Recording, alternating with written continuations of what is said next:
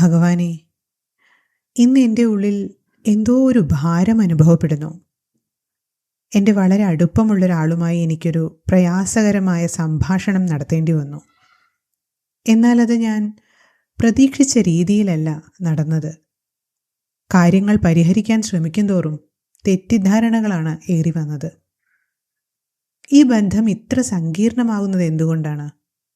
എൻ്റെ ഏറ്റവും പ്രധാനപ്പെട്ട ബന്ധങ്ങളിലും ആഴമേറിയ വെല്ലുവിളികൾ ഉണ്ടാകുന്നത് എന്തുകൊണ്ടാണ്? എൻ്റെ ഉള്ളിൽ ഇത്രയും അസ്വസ്ഥത നിറയുമ്പോൾ എനിക്കെങ്ങനെ സമാധാനം നിലനിർത്താൻ സാധിക്കും?